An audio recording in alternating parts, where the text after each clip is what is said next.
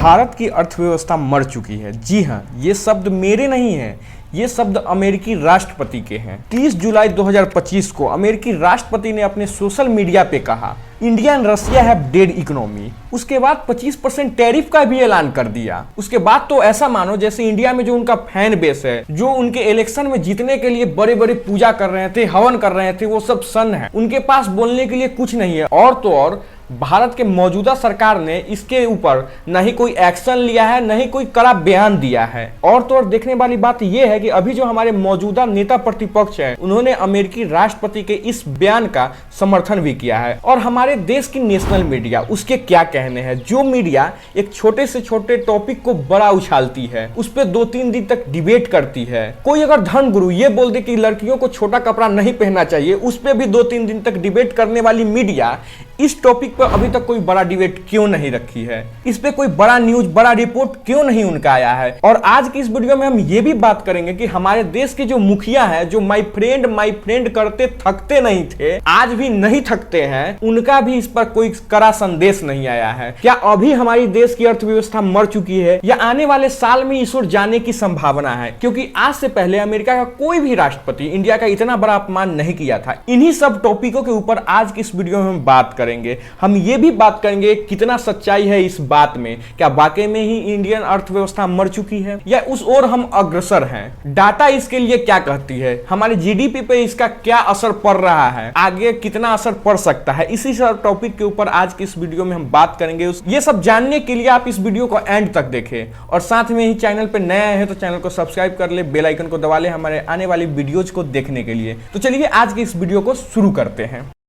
भारतीय अर्थव्यवस्था मर चुकी है। अमेरिकी राष्ट्रपति के इस बयान और 25% टैरिफ वाले धमकी के बाद इसका असर भारतीय शेयर बाजार में देखने को मिला। 30 जुलाई 2025 को अमेरिकी राष्ट्रपति ने अपने सोशल मीडिया पे कहा, India and Russia have dead economy. इसका सबसे बड़ा कारण है भारत का रशिया से व्यापार, तेल और हथियार का, जिससे अमेरिकी राष्ट्रपति नाखुश है और वो ये सब हरकतें करके भारत पे अपना दबाव बनाना चाहते हैं। कुछ दिनों पहले चाइना पे भी उन्होंने ऐसा ही दबाव बनाने का कोशिश किया, लेकिन चाइना ने उन्हें मुंहतोड़ जवाब दिया। लेकिन देखने वाली बात यह है कि इंडिया का कोई भी बड़ा नेता उनको मुंहतोड़ जवाब अभी तक नहीं दिया है, जिससे लगे कि इंडिया में उनके इस बयान के खिलाफ आक्रोश है। और न ही भारत सरकार का ऐसा कोई एक्शन अभी तक देखने को मिला। इन्हीं बातों को देखते हुए ही हमारे देश के जो नेता प्रतिपक्ष हैं, उन्होंने इस बयान के हाँ में हाँ मिलाया, जिसके बाद उनके ही पार्टी के एक बड़े नेता ने इसका खंडन कर दिया। उन्होंने कहा यह भारत की इंसल्ट है। लेकिन देखने वाली बात यह है कि हमारे देश के जो नेता प्रतिपक्ष हैं, उन्होंने किस संदर्भ में इस बयान के हाँ में हाँ मिलाया है। अगर देखा जाए अभी हमारा देश जिस ओर अग्रसर है, तो आज नहीं, आज हमारे देश का ग्रोथ रेट बहुत अच्छा है, आज हमारी जीडीपी बहुत अच्छी रफ्तार से बढ़ रही है। लेकिन आने वाले समय में हमारे देश में ऐसे ही अनएम्प्लॉयमेंट बढ़ा, ऐसे ही मुफ्तखोरी का लत लोगों का लगा रहा, तो वो दिन दूर नहीं जब हम भी पाकिस्तान और श्रीलंका जैसे स्थान पे खड़े होंगे। क्योंकि आज की जो सरकार है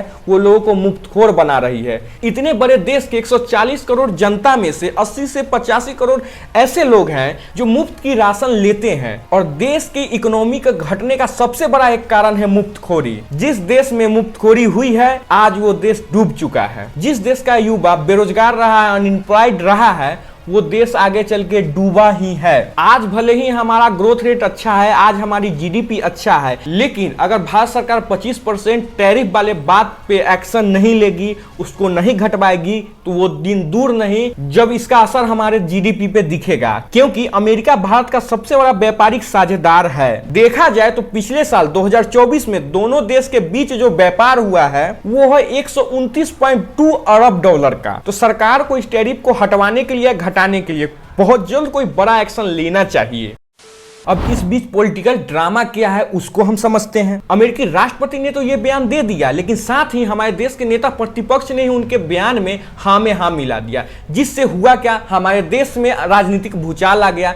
हमारे देश का कोई भी जो अभी सत्ताधारी पार्टी है, उस पार्टी का कोई भी नेता अमेरिकी राष्ट्रपति के बयान का खंडन नहीं किया। वो सिर्फ और सिर्फ इस देश के जो नेता प्रतिपक्ष हैं, उनके ही बयान का खंडन किया। इन लोगों को अमेरिकी राष्ट्रपति के बयान से कोई मतलब नहीं है। वो क्या बोले इस देश को नीचा दिखाने के लिए, इनसे इन लोगों को कोई मतलब नहीं। इनको मतलब बस इससे है कि इंडिया में कोई भी बंदा ऐसा ना बोले, ताकि इनका छवि धूमिल ना हो, इनका छवि बहुत बड़ा नेता का बना रहे। ऐसा दिखना चाहिए कि भारत में इससे बड़ा नेता आज तक न हुआ है और न ही कभी ऐसा होगा, लेकिन सच्चाई कुछ अलग ही है। और अमेरिकी राष्ट्रपति का बात करें तो वो कोई दूध का धुला हुआ है नहीं, वो साधु है नहीं। उसको भी दिखाना है अपने देश में कि वो बहुत बड़ा ताकतवर नेता है, इसीलिए वो सभी देशों को नीचा दिखाने के लिए, उससे अपना बात मनवाने के लिए उस पर टैरिफ का घोषणा कर देता है। लेकिन वहीं पर कोई भी देश उसको पलट के कड़े शब्दों में जवाब दे देता है, वैसा ही टैरिफ उस पर भी लगा देता है, तो तुरंत उस देश पर लगा सैंक्शन, उस देश पर लगा टैरिफ भी हटा देता है। इसका जीता जागता सबूत आप चाइना को देख सकते हैं, ब्राजील को देख सकते हैं। देखो, अभी जो अमेरिका का राष्ट्रपति है वो एक बिजनेसमैन है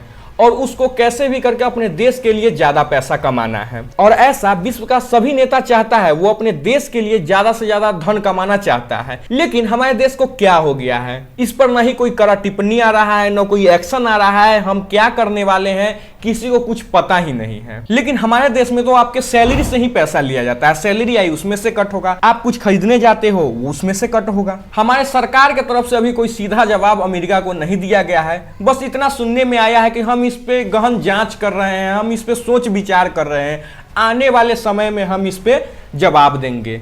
अब वो जवाब क्यों नहीं दे रहे हैं इसका कुछ पता है नहीं, क्योंकि हमारे जो मुखिया है देश के, वो अमेरिकी राष्ट्रपति को अपना बहुत बड़ा दोस्त समझते हैं, अपना दोस्त बताते हैं, शायद इस कारण से भी चुप हो। और अब ये जान लेते हैं कि इस पे हमारे देश का जो असली डेटा है वो क्या है। IMF कहता है कि भारत की GDP 6.24% से बढ़ रही है और 2024-25 में जो भारत का ग्रोथ रेट है दुनिया में सबसे तेज रहा है। 12 साल में भारत की GDP 12 गुना बढ़ चुकी है। और आज हमारे digital India, startup India, UPI, इसको आज पूरा दुनिया कॉपी कर रहा है। ये सब भारत का दिया हुआ है। और अमेरिकी राष्ट्रपति जिसे डेड इकोनॉमी कहते हैं, आज वही देश अमेरिकी कंपनी का प्रोडक्शन हब बन चुका है। इसे भी झुटलाया नहीं जा सकता है।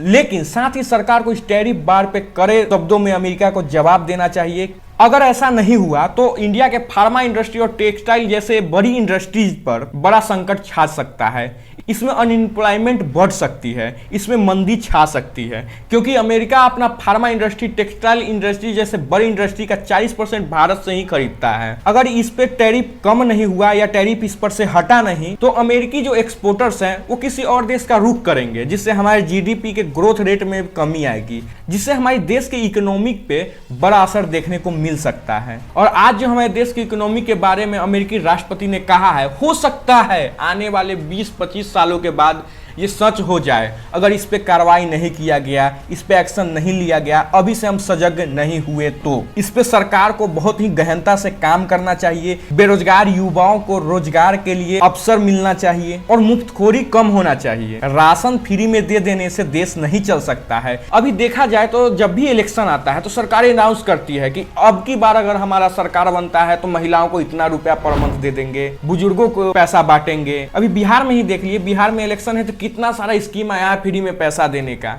बेरोजगार को बेरोजगारी भत्ता देंगे, माई बहन योजना की तरह पैसा दे देंगे। सरकार और जो विपक्ष में है दोनों अपना अपना एजेंडा लाती है। ये सब नहीं होना चाहिए। इससे ही देश में मुफ्तखोरी बढ़ता है और देश धीरे धीरे गर्क में चला जाएगा अगर ये सब बंद नहीं हुआ तो इस पर आप लोगों का क्या विचार है, आप लोग कमेंट में बताएं। और अगर चैनल पर नए हैं तो हमारे चैनल को सब्सक्राइब कर लें हमारे आने वाली वीडियोज को देखने के लिए। तो मिलते हैं अगले वीडियो में, तब तक के लिए जय हिंद, जय भारत।